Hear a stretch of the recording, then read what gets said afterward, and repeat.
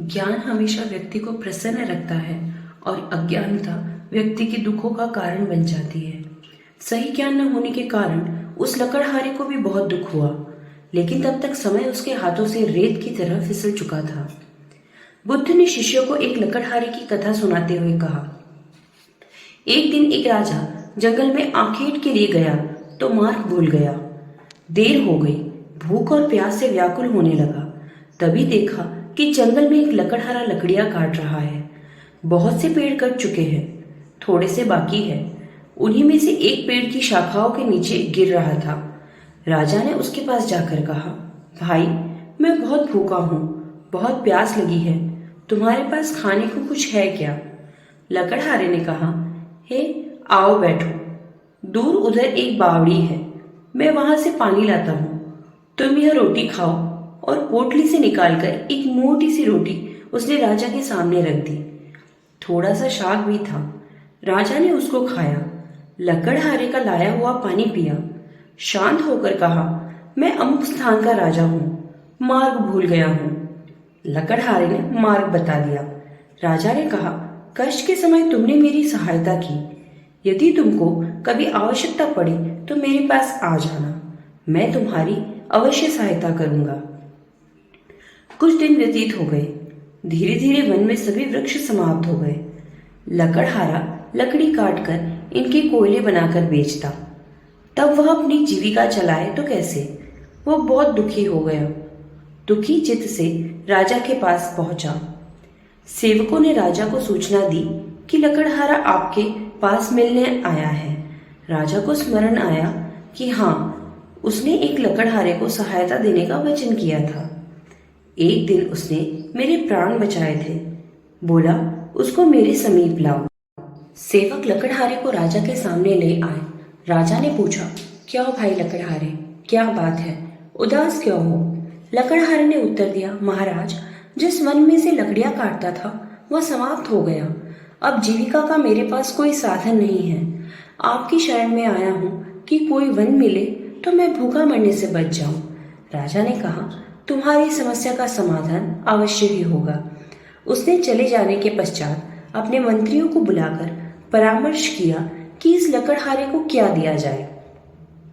परामर्श करने के पश्चात निर्णय हुआ कि शहर के दक्षिण में राजा का चंदन के वृक्षों का जो वन है वह लकड़हारे को दे दिया जाए। पदाधिकारियों को बुलाया गया। चंदन के वृक्षों का वह वन लकड़हारे के नाम कर दिया और उसको सूचना दे दी गई। कई वर्ष व्यतीत हो गए। राजा एक दिन अपने महल में बैठा था कि लकड़हारे का ध्यान आया। प्रसन्नता के साथ उन्होंने सोचा, अब तो लकड़हारा बहुत धनी हो गया होगा, कई भवन तथा महल बनवा लिए होंगे, इसलिए चलकर उसे देखना चाहिए। राजा अपने मंत्रियों के साथ लेकर उस वन में गया। लकड़हारे को दिया, लेकिन वहां कोई वन नहीं था, न चंदन का कोई वृक्ष। राजा ने घबराकर अपने मंत्रियों से पूछा, अरे, वह वन कहाँ गया जो लकड़हारे को दिया था?